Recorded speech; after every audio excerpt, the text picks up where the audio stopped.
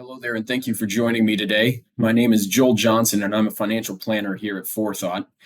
And a few weeks ago, we started our series on early family foundations. And towards the end of that presentation, I briefly discussed some strategies that you can implement today for your loved ones, given their appropriate age and stage in life.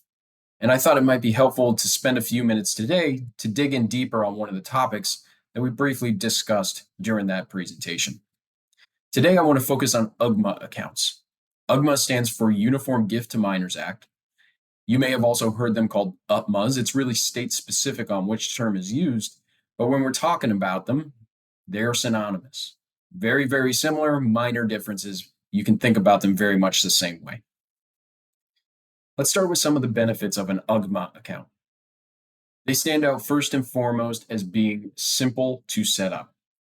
You can open one at any major custodian, including here at FourThought, and really all you need is a social security number for the beneficiary, the child, the grandchild of who you want to open this account for. There's no need for complex trust or estate documents to get involved whatsoever.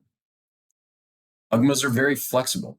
You can gift many different types of assets, including stocks, bonds, cash, into these accounts, and they can stay invested within those accounts.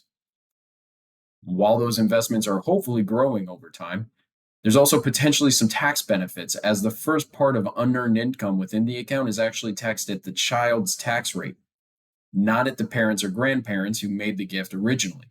That can be a nice benefit and something that people take a serious look at. And I think it's also important to note that before the child or grandchild reaches the age of majority, you maintain control of these assets.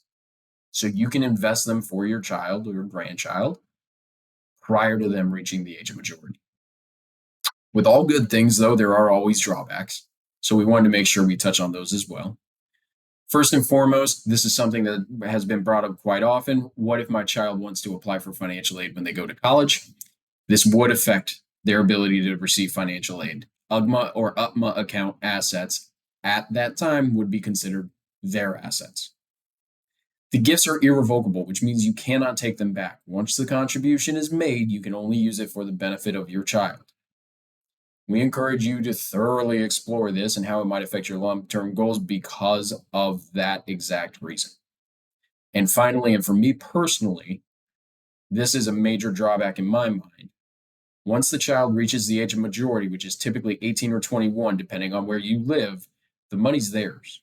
You lose control over those assets, and they can do with it whatever they want. We all hope we raise financially strong children, but you just never know, especially not at 5, what they're going to be like at 18. So something to consider. So in conclusion, this was just a very brief dive into UGMA or UTMA accounts. They're a wonderful vehicle to introduce the younger generation to financial responsibility.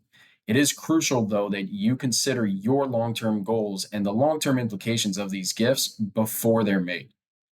We recommend that you sit and talk with a financial advisor. And of course, me and the other planners here at FourThought would be happy to walk alongside you through your financial journey and how an UGMA account might fit into those long-term plans that you have. Thanks for your attention, and we look forward to talking with you soon.